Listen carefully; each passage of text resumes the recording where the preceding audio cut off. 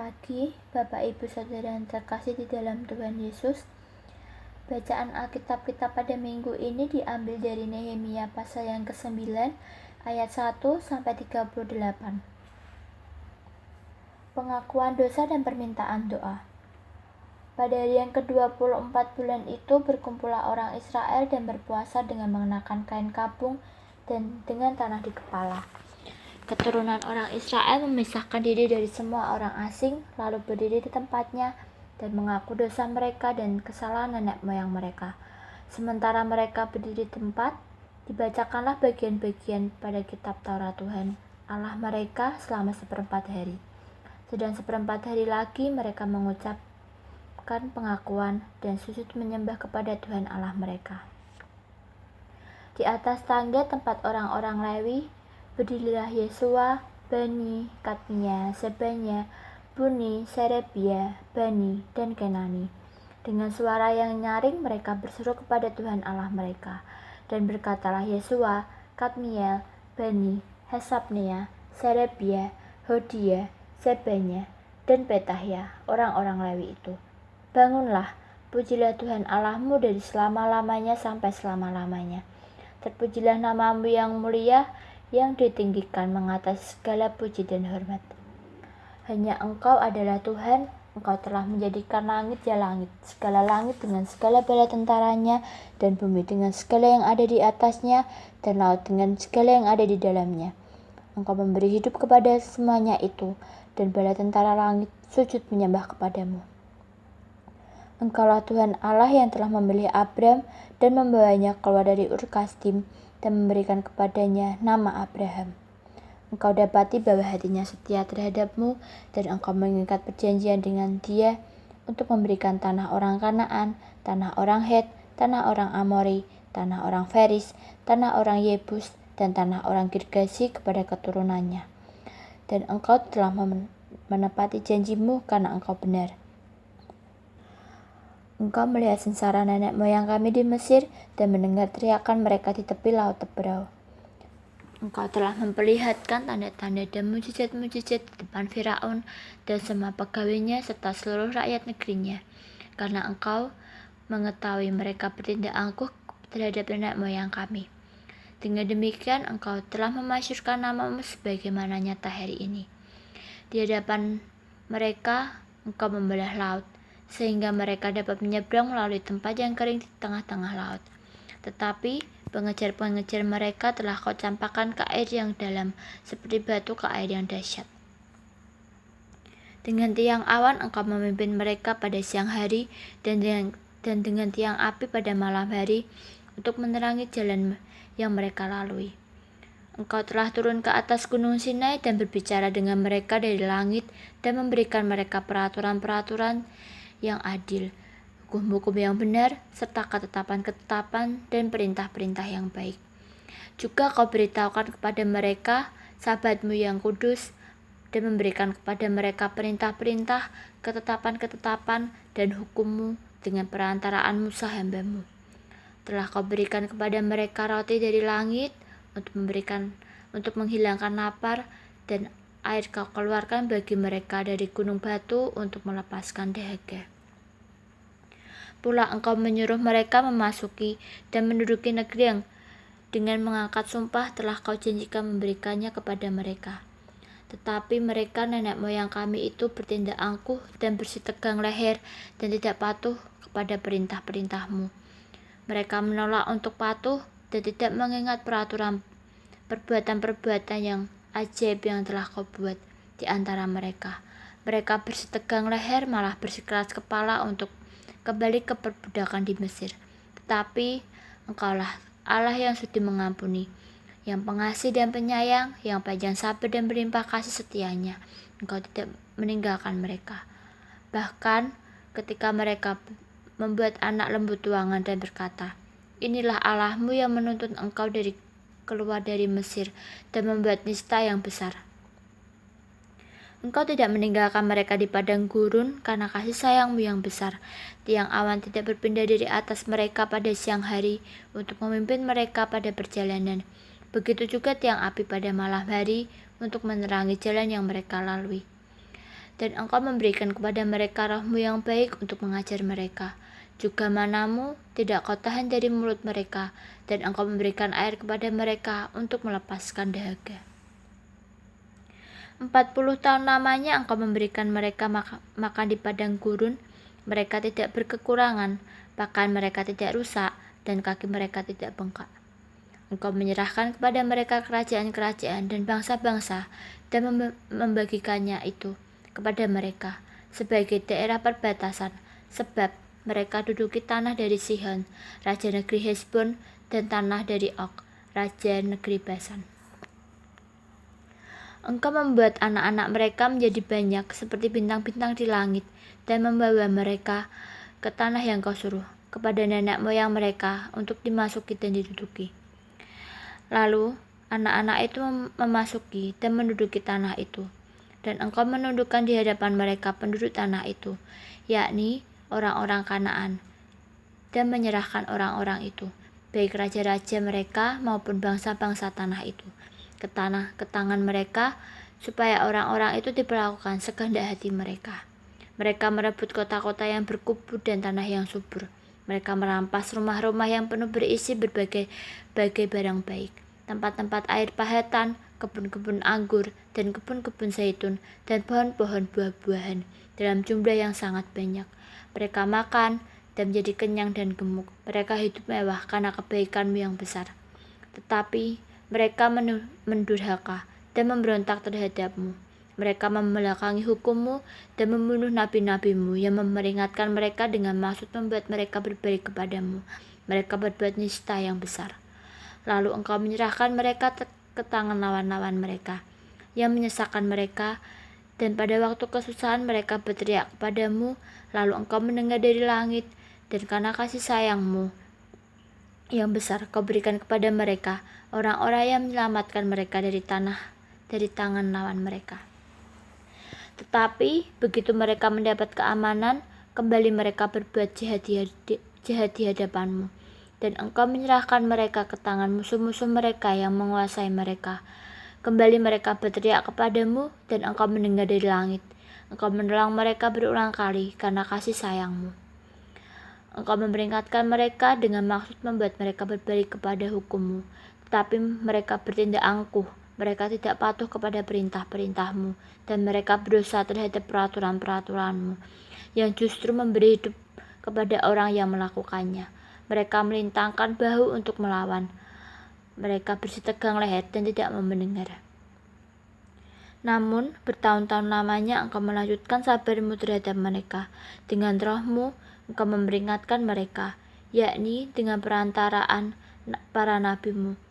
Tetapi karena mereka tidak menghiraukannya, sehingga Engkau menyerahkan mereka ke tangan bangsa-bangsa segala negeri. Tetapi karena kasih sayang-Mu yang besar, Engkau tidak membinasakan mereka sama sekali, dan tidak meninggalkan mereka, karena Engkaulah Allah yang pengasih dan penyayang. Sekarang, ya Allah kami, Allah yang maha besar, kuat, dan dahsyat, yang berpegang pada perjanjian dan kasih setia-Nya, janganlah Kau pandang remeh segala kesusahan yang telah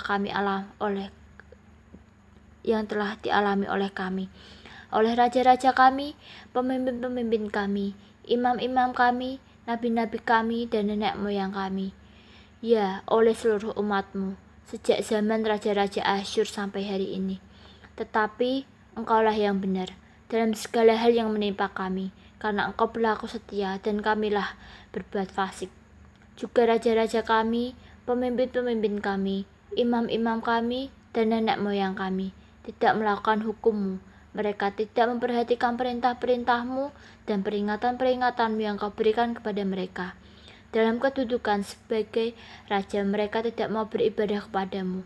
Walaupun Engkau telah mengaruniakan kepada mereka banyak kebaikan dan telah menyediakan bagi mereka tanah yang luas, yang subur, mereka tidak berbalik dan perbuatan-perbuatan mereka yang jahat.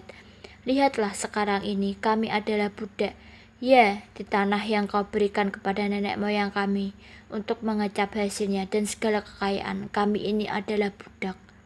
Tanah itu menghasilkan banyak bagi raja-raja yang telah Kau tetapkan atas kami karena dosa-dosa kami. Mereka itu memerintah sekehendak hati atas diri kami dan ternak kami, sehingga kami dalam kesesakan yang besar. Piagam perjanjian. Berdasarkan semuanya ini, kami mengikat perjanjian yang teguh yang kami catat dengan dibubui meterai para pemimpin kami, orang-orang Lewi kami, dan para imam kami. Amin. Shalom, selamat pagi saudaraku yang dikasihi Tuhan. Mari pagi hari ini kita kembali bersama-sama bersekutu di dalam Dia, di dalam Tuhan kita Yesus Kristus. Mari kita siapkan hati, kita arahkan pikiran kita kepada Tuhan. Mari kita berdoa. Terima kasih Tuhan buat pagi hari ini. Terima kasih untuk setiap hal yang boleh kami terima Tuhan. Pengampunan, kedamaian, ketenangan, penyertaan-Mu yang tiada habis dalam hidup kami. Terima kasih Tuhan, karena Engkau selalu ada bersama-sama dengan kami. Dan pagi hari ini kami mau memuji, kami mau menyembah Engkau Tuhan. Mari Tuhan Engkau hadir di tengah-tengah kami. Engkau lawat kami Tuhan, beri kami kelegaan, beri kami kekuatan, beri kami sukacita di saat kami memuji dan menyembah Engkau. Kami percaya Tuhan, Engkau hadir di tengah-tengah kami, Engkau yang akan ubahkan hidup kami Tuhan. Kami mau terima yang terbaik pagi hari ini, di dalam nama Tuhan Yesus yang percaya sama-sama katakan, amin. Haleluya! Semua tepuk tangan sama-sama.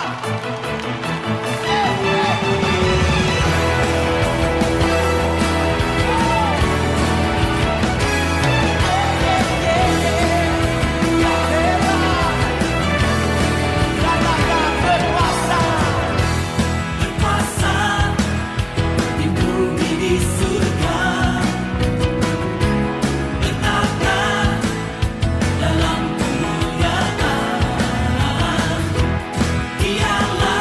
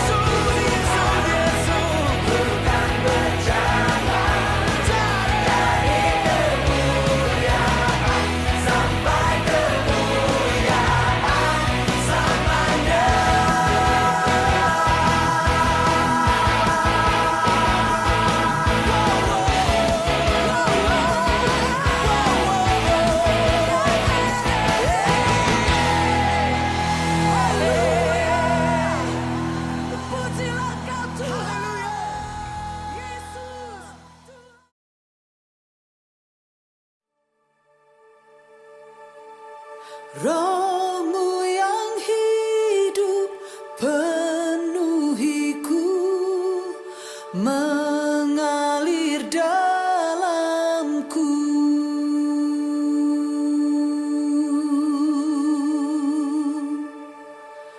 Jiwaku tenang bersamamu dalam naungan-Mu.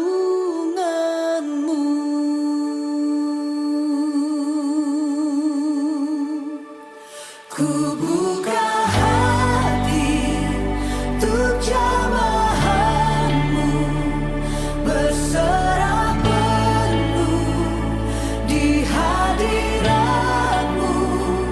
Kau ambil alih seluruh hidupku, di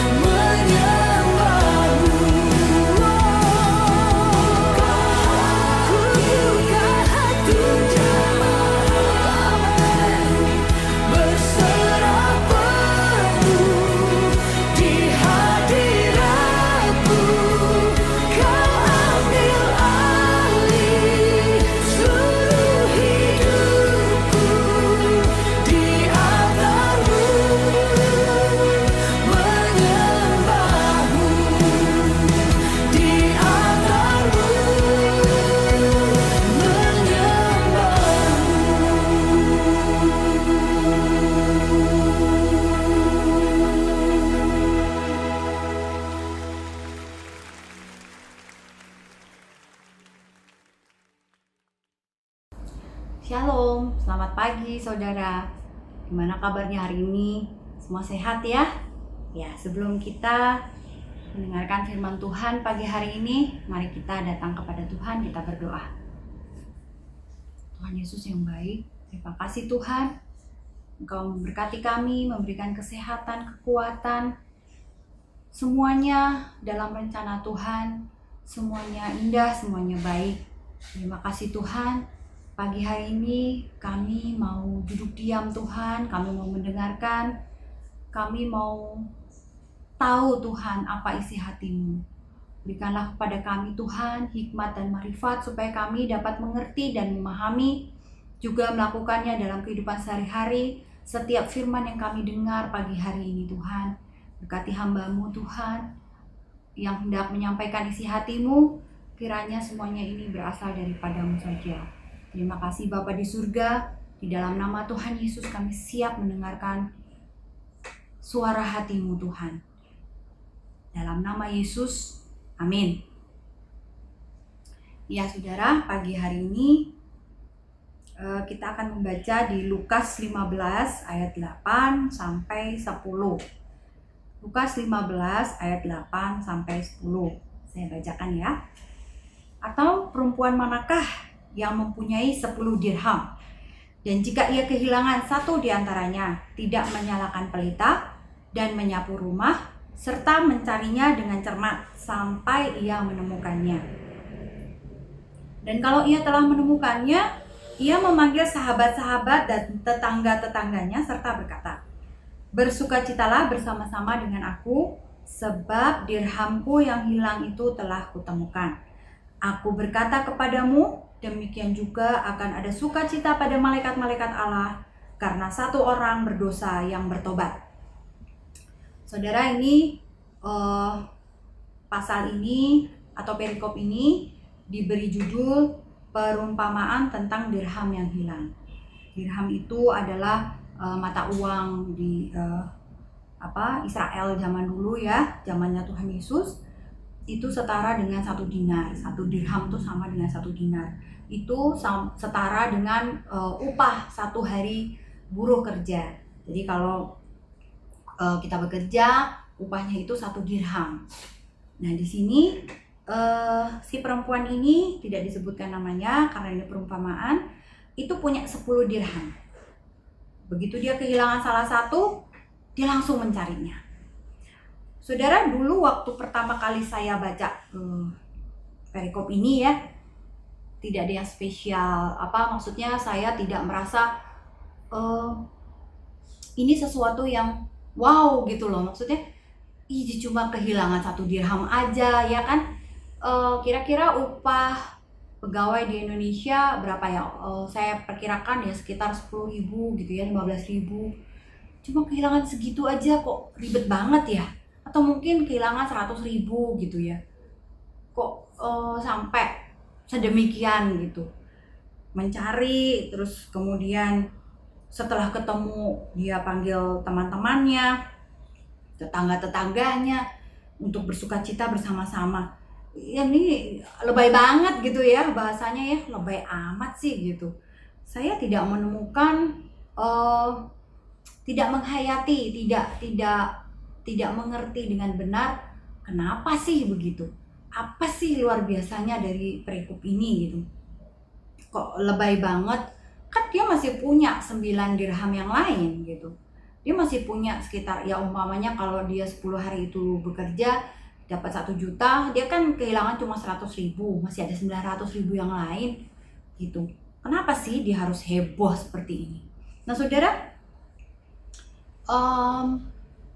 saya itu diingatkan Tuhan akan perikop ini itu kira-kira beberapa waktu yang lalu, beberapa minggu yang lalu, saya kehilangan salah satu benda berharga ya, bukan hanya karena harganya yang mahal, tetapi itu adalah pemberian dan menurut saya itu sesuatu yang spesial karena itu pemberian dari suami saya dan saya tahu dia memberikannya juga membelikannya itu dengan hasil keringatnya gitu ya, karena tidak sedikit harganya gitu. Dan saya waktu itu mencari-cari, selama beberapa waktu saya mencari, saya nangis, saya doa, saya bingung, saya takut, saya khawatir, semua perasaan campur aduk. Nah di situ saya diingatkan Tuhan tentang Lukas 15 ayat 8 ini.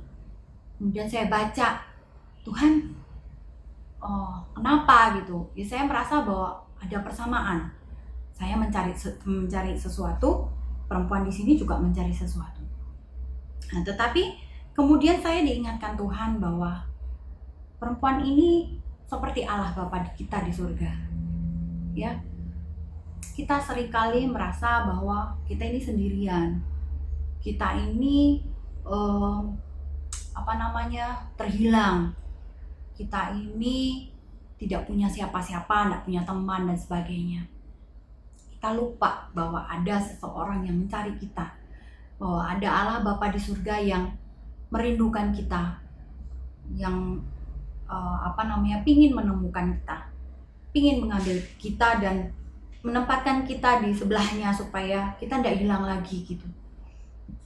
Nah luar biasanya saudara, saya jadi kemudian menghayati bahwa memang betul ya, Tuhan kita ini Tuhan yang penuh kasih.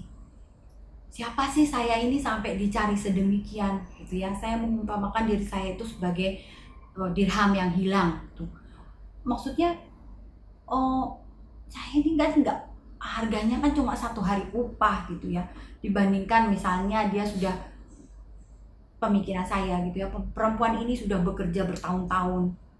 Tentu dia tidak hanya mengumpulkan 10-20 dirham, mungkin beratus-ratus, mungkin berjuta-juta dirham selama dia bekerja gitu ya.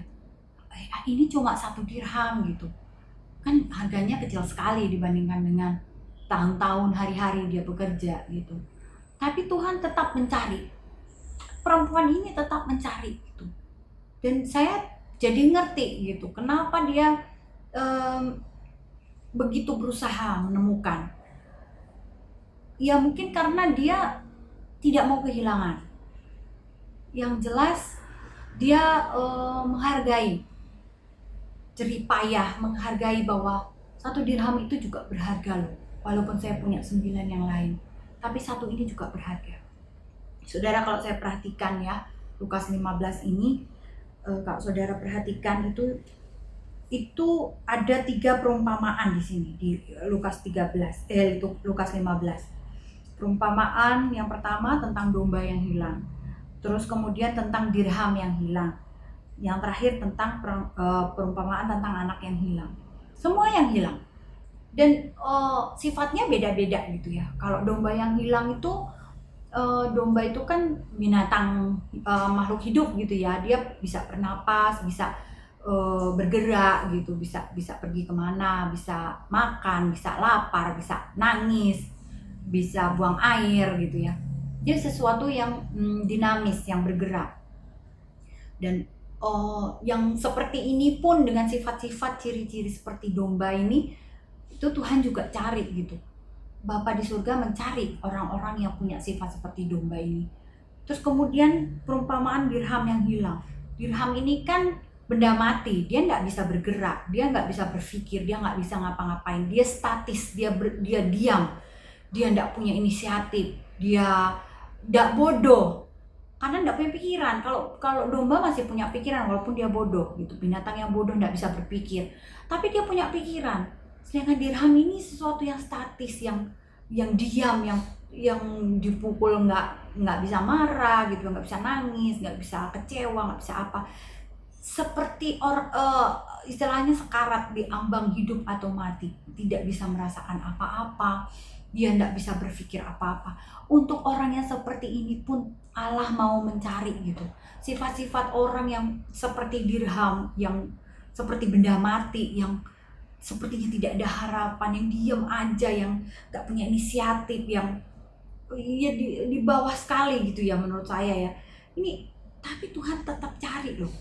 Tuhan tidak mau kehilangan dirham ini gitu, walaupun dia statis, walaupun dia tidak bergerak, walaupun dia tidak punya pikiran, tidak bisa berpikir dan sebagainya, tapi Tuhan tetap cari. Nah kalau yang terakhir perumpamaan tentang anak yang hilang ini kan, anak yang hilangnya yang punya inisiatif ya. dia berinisiatif untuk kembali pulang, untuk mengaku dosanya, untuk kembali bersatu sama bapaknya gitu. Dia yang punya inisiatif, walaupun dia salah, tapi dia mau bertobat, dia mau balik. Nah, kalau menurut saya anak yang hilang ini ya jauh lebih baik gitu ya, karena dia berpikir dan dia melakukan, dia punya inisiatif. Kalau domba ini di tengah-tengah lah, gitu. Karena dia tidak bisa pikir, misalnya cuma nangis, embe gitu. Dia tidak bisa berpikir bagaimana menemukan jalan pulang, tapi dia hanya bisa ngasih kode aja bahwa saya di sini gitu. Ya better lah gitu, mendingan lah, nggak apa-apa lah. Yang penting dia istilahnya berbuat sesuatu supaya Tuhan menemukan dia. Tetapi dirham ini dia nggak ngapa-ngapain saudara, dia diam aja. Dia benar-benar statis, benar-benar pasrah, benar-benar pasif, benar-benar yang ya apa ya, kamu mau selamat ya terserah Tuhan deh gitu. Istilahnya seperti itu gitu ya. Kayaknya nggak ada harapan banget gitu. Buat apa kamu jadi orang gitu ya, kalau ada orang-orang punya sifat seperti dirham ini. Buat apa sih hidup segan mati tak mau, istilahnya seperti itu ya. Diem aja. Mau selamat nggak ngerti keselamatan itu apa. Mau bertobat nggak, apa ya bertobat itu ya, nggak punya pikiran, nggak bisa berpikir. Ini sesuatu yang menyedihkan saudara. Tetapi ini yang luar biasa. Apa yang dilakukan Allah kita itu luar biasa. Ya saya akan bacakan di ayat 8 ya. Atau perempuan manakah yang mempunyai 10 dirham, dan jika ia kehilangan 1 diantaranya, tidak menyalakan pelita dan menyapu rumah, serta mencarinya dengan cermat sampai ia menemukannya. Saudara, ada 3 step yang Tuhan lakukan di perumpamaan ini ya. Pada saat dia kehilangan 1 dirham dari 10 dirhamnya, itu dia tidak langsung menyerah, dia tidak langsung berdiam diri nangis, enggak. Ya mungkin iya, tapi sementara waktu iya dia seperti itu mungkin ya. Tetapi kemudian selanjutnya dia melakukan sesuatu. Dan nggak tanggung-tanggung, nggak cuma 1, nggak cuma 2, dia lakukan 3 sekaligus. Apa aja itu? Yang pertama adalah menyalakan pelita. Dia menyalakan pelita, artinya rumah-rumah di Israel zaman dulu itu itu hanya nggak ada lampu ya, rumahnya itu gelap karena jendelanya itu hanya tidak di semua tempat ada jendela. Jadi memang kalau misalnya lantainya juga kan masih tanah gitu kan, jadi harus dinyalakan lampu atau pelita atau sesuatu yang terang supaya kelihatan semuanya. Nah, supaya terlihat apa aja sih yang ada di bawah, apa aja sih yang ada di atas. Nah, Allah atau Tuhan itu menyalakan pelita. Dia membuat satu terang, dia membuat satu perbedaan, ya. Dari yang tadinya lingkungannya gelap, kemudian menjadi lingkungan yang terang, menjadi lingkungan yang kelihatan, menjadi lingkungan yang penuh dengan kejujuran, penuh dengan segala sesuatu tuh istilahnya diungkap ke atas, diperlihatkan gitu, dibuat menjadi jelas. Nah ini dibuat menjadi jelas. Jadi kita punya dosa, kita punya apa, udah gak tertutup lagi sama dia. Dibuat terang, dibuat kelihatan, dibuat keluar, dibuat menonjol. Seperti itu. Itu yang langkah pertama. Jadi saudara, kalau kita mau disembuhkan, langkah pertama adalah buat terang, buat perbedaan. Tadinya misalnya hidupmu dalam kegelapan, semua diumpet-umpetin, semua dosa-dosamu, kesalahanmu ditutup-tutupin, jangan sampai terlihat. Itu nggak sembuh-sembuh saudara. Kalau saudara mau ditemukan, yang pertama harus saudara lakukan adalah izinkan terang itu datang, izinkan kejujuran itu datang, izinkan dirimu itu dibuka sama Tuhan, diperlihatkan sedalam-dalamnya sama Tuhan, gitu. Dan ini adalah gambaran daripada Allah yang memberikan putranya yang tunggal kepada dunia. Ya, Yesus datang itu memberi terang, saudara. Karena Yesus itu adalah sumber terang. Dia membuat segala sesuatunya jelas. Dia membuat dosa itu terlihat. Dia membuat bahwa oh iya ya, saya itu ternyata dosa ya. Saya itu ternyata tidak sejalan dengan Allah. Saya itu ternyata terhilang. Saya itu ternyata tidak seirama dengan langkahnya Tuhan ya. Ini tugasnya Yesus. Dia menyalakan pelita. Dia membuat terang. Dia membuat kita mengerti, melihat mencelikkan mata kita. Yang tadinya kita buta, kita tidak tahu kalau kita salah. Ternyata saya salah. Ternyata yang saya lakukan. Ternyata ini yang membuat Allah tuh duka, bersedih. Karena saya melakukan kesalahan, karena saya berdosa. Ini toh ternyata. Nah, itu tugas Yesus. Dia membukakan, dia memberitahu kepada banyak orang, kamu tuh udah salah, kamu nggak boleh begitu, dia memberitahukan, ya, terutama kepada orang-orang Farisi dan ahli-ahli Taurat ya. Mereka hanya bisa memberitahu orang, tapi sendirinya tidak melakukan gitu. Nah itu dibuka semua sama Tuhan. Salah kamu ular beludak, kamu celakalah kamu, ya. Dengan keras Yesus memperingatkan. Ini namanya peringatan, kritik. Ya. Tuhan memperlihatkan bahwa itu kesalahanmu. Ayo diakui, ayo jangan ditutupi, tapi diakui di depan Allah dan bertobatlah. Itu maksudnya. Jadi pelita itu tidak bermaksud untuk menghina atau menakut-nakuti atau membuat kita jadi takut, gelisah, curiga, enggak.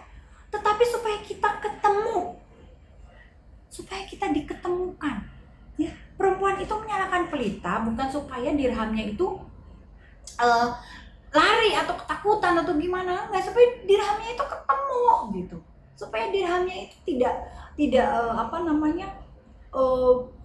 di bawah meja itu kedinginan terus gitu ya, istilahnya seperti itu ya. Enggak, tapi dirham itu bisa ditemukan kalau lampunya dinyalakan, kalau pelitanya menyala.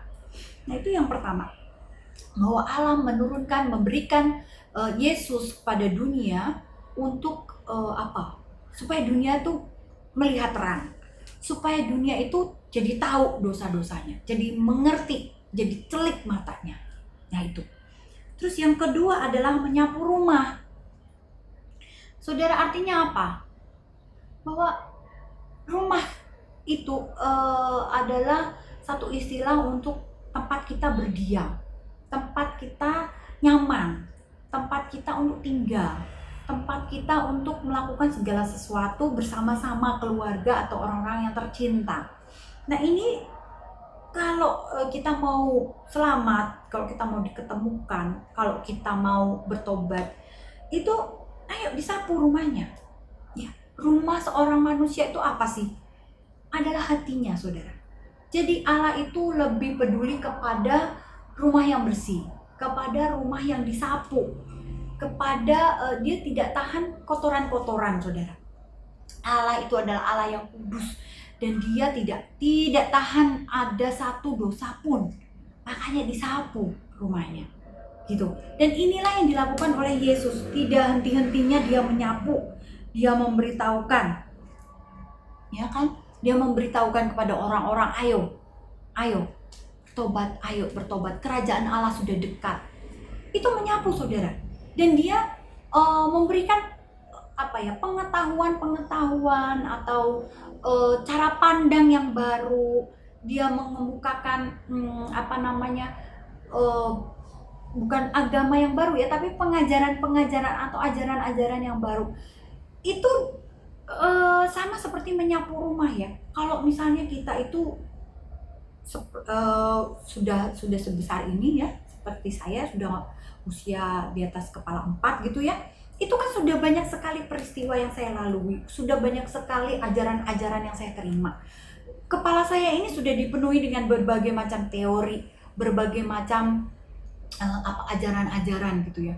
Nah Tuhan sapu semuanya, Tuhan mau bersihkan itu.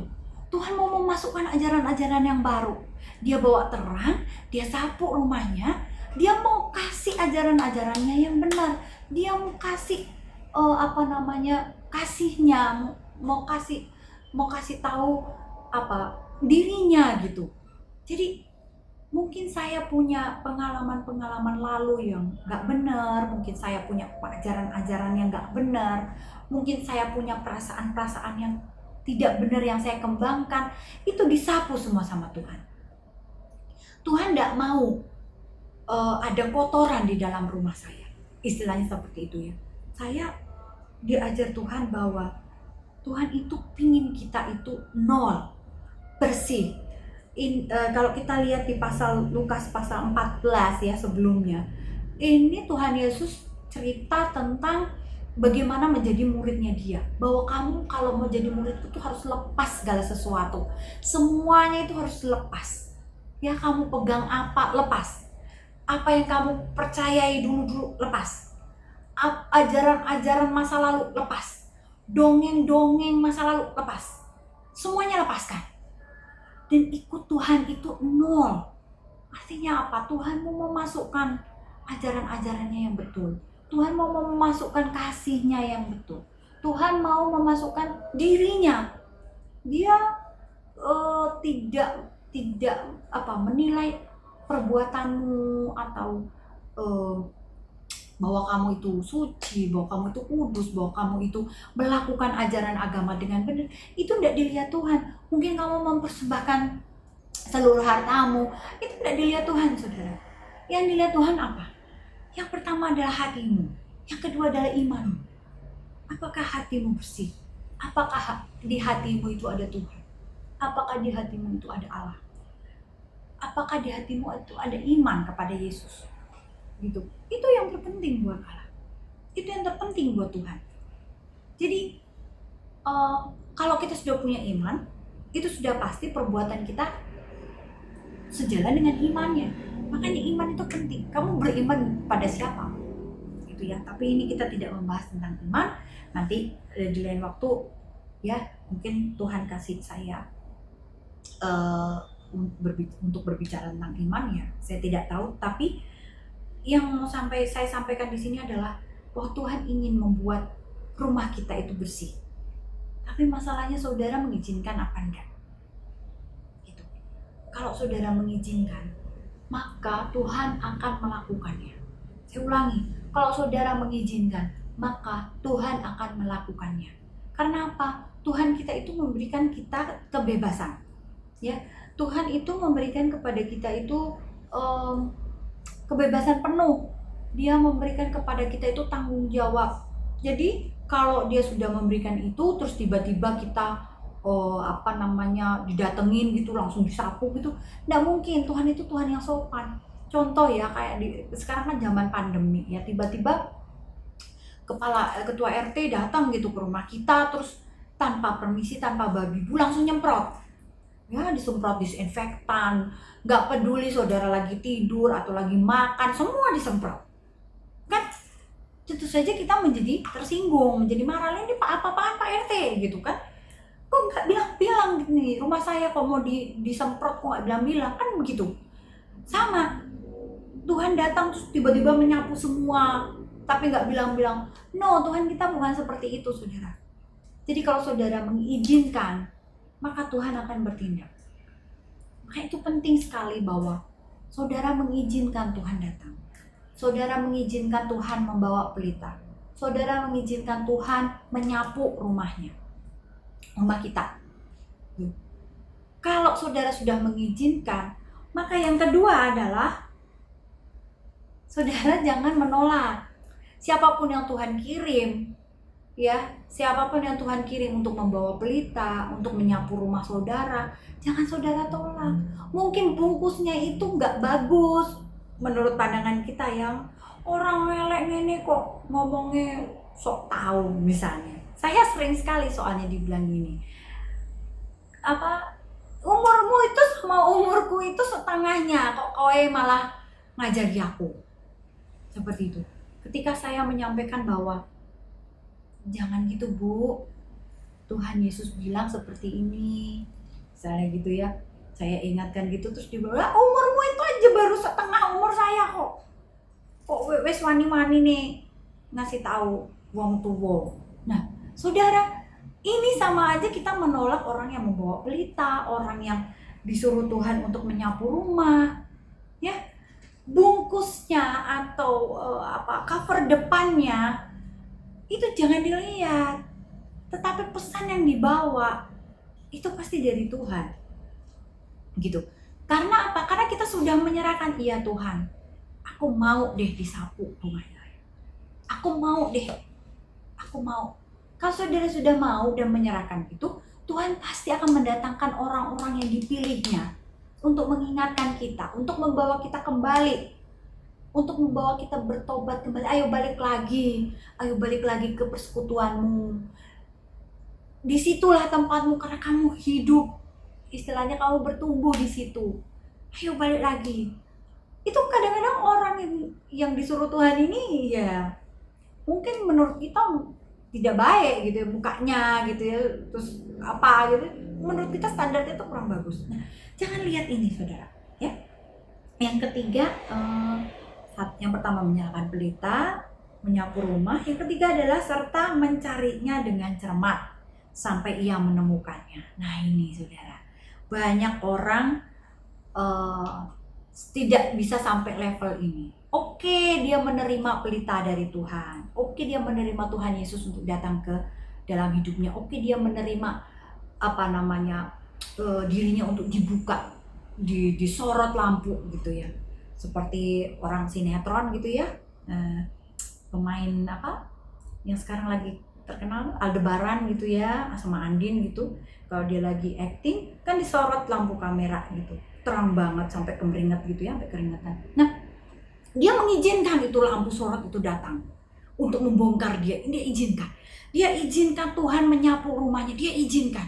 Tetapi saat Tuhan mencari dengan cermat luka-luka kita, saat Tuhan mencari dengan cermat kesalahan-kesalahan berpikir kita, saat Tuhan mencari dengan cermat apa yang membuat kamu berbalik dari Tuhan, saat Tuhan mencari dengan cermat kenapa sih kamu ini tidak bisa seirama dengan Tuhan, kita nggak tahan, kita menolak karena prosesnya menyakitkan saudara ya.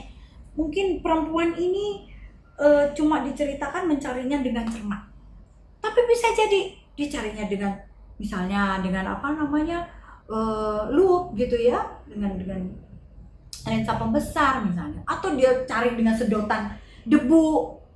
Ini umpamanya saya aja ya, tapi dia mencari dengan cermat, artinya itu membuat si dirham ini mungkin tersodok ke kanan, tersodok ke kiri, mungkin pakai gagang sapu ya, disodok gitu ya kan, membuat si dirham ini kesodok ke kanan, kesodok ke kiri. Mungkin juga dia pakai linggis atau apa yang tajam-tajam, pisau gitu ya, di rogo-rogo bawah-bawahnya itu, karena tangannya nggak cukup, jadi dia butuh alat bantu. Nah itu membuat si dirham ini kesodok-sodok gitu, ke kulitnya jadi luka-luka, istilahnya seperti itu ya. Itu menyakitkan saudara. Kalau cuma disorot lampu, kalau cuma disapu kan tidak terlalu menyakitkan ya. Tapi kalau dicari dengan cermat atau dengan alat bantu yang keras gitu ya, dengan tajam, itu akan menyakitkan. Nah ini biasanya banyak yang tidak tahan di sini. Nah saudara, saya berdoa semoga kita semua sampai pada tahap ini ya. Jangan cuma kita menerima Tuhan Yesus atau mau disapu aja, tetapi kita juga mau dicari dengan cermat oleh Tuhan, supaya kita ketemu, supaya kita pulih, supaya kita selesai. Jangan diulangi lagi apa yang kita lakukan kemarin. Dosa-dosa kamu yang kemarinnya sudah tutup. Jangan diulang, jangan dipikirkan, jangan dilakukan, jangan diperkatakan lagi. Sudah cukup. Kenapa? Begitu kita mengakuinya di hadapan Tuhan, bahwa kita menyesalinya di hadapan Tuhan dan manusia ya, itu Tuhan menutup buku. Tuhan menutup semua dosamu, dan Tuhan buang semua ke dasar laut. Ya, ada ayatnya itu. Nah, kalau Tuhan sudah melupakan, kalau Tuhan sudah membuang itu semua, ya kita sebagai manusia jangan ingat-ingat lagi. Karena terkadang apa saudara? Sebagai manusia kita terkadang mendengarkan suara hati diri sendiri ya kamu masih salah nih, kamu belum ngakuin nih gitu ya, masih nunjuk-nunjuk. Nah itu harus kita tepis. Bahwa kita kalau sudah mengaku, kita membawa terang itu datang, kita merelakan, mengizinkan Tuhan menyapu rumah kita, maka izinkan dia dan tahanlah kalau dia mencarinya dengan cermat. Amin saudara. Jangan berhenti. Tetap terus maju, tetap terus bergantung sama Tuhan, tetap terus cari Tuhan sungguh-sungguh. Jangan berhenti saudara. Ya, karena pada akhirnya nanti kalau kita sudah menemukan Tuhan, kita membiarkan Tuhan menemukan kita, akhirnya akan bahagia saudara. Kita akan merasakan damai, kita akan merasakan kelegaan luar biasa. Amin saudara. Maka hari itu, pagi hari ini saya mengajak saudara semua, juga saya sendiri, saya diingatkan Tuhan, dan saya mengingatkan saudara, ayo kita seperti dirham ini, mau ditemukan oleh Tuhan, mau dinyalakan pelita, mau disapu rumahnya, mau dicari dengan cermat, supaya kita bertemu dengan Tuhan. Amin saudara. Mari kita berdoa. Tuhan Yesus, terima kasih Tuhan, firman-Mu pada pagi hari ini mengingatkan kami Tuhan, bahwa kami ini harus ditemukan oleh Tuhan, bahwa kami ini harus Tuhan bertemu dengan Tuhan, mengalami perjumpaan dengan Tuhan, bukan sekedar melakukan rutinitas agamawi, bukan sekedar melakukan rutinitas Kristen untuk pergi ke gereja, untuk berdoa, untuk berpuasa dan sebagainya. Enggak Tuhan, tapi kami mau dipertemukan dengan Tuhan, muka dengan muka, supaya kami ini merasakan damai sejahtera-Mu, supaya kami ini bisa seirama lagi dengan Engkau Tuhan, supaya kami ini bisa menjadi serupa dengan Kristus. Terima kasih Tuhan Yesus, kami percaya Tuhan Engkau mengasihi kami luar biasa. Kami percaya Tuhan bahwa kasih-Mu itu melebihi segalanya. Oleh karena itu kami bersyukur Tuhan, kami menyerahkan hidup kami ke dalam tangan-Mu Tuhan, dan kami mau setelah selesai ibadah ini Tuhan, kami menjadi orang yang baru, karena kami sudah dibersihkan, karena kami sudah dicari Tuhan dengan cermat, dan kami mengizinkan Tuhan menemukan diri kami. Terima kasih Tuhan, kami percaya Roh Kudus terus mengajarkan kami, supaya kami dapat mengerti firman-firman Tuhan. Terima kasih Bapa, kami mau melakukannya dalam kehidupan kami sehari-hari, dan kami percaya Tuhan, tangan Tuhan tidak kurang panjang untuk menemukan kami, telinga Tuhan tidak kurang tajam untuk mendengar suara teriakan minta tolong kami, mata Tuhan tidak kurang tajam untuk melihat kesusahan kami, dan kami percaya Tuhan hati-Mu luar biasa untuk membuat kami semua pulih. Terima kasih Bapa di surga, kami serahkan sepenuhnya kehidupan kami selanjutnya di dalam tangan-Mu. Dalam nama Tuhan Yesus kami berdoa dan bersyukur. Haleluya. Amin.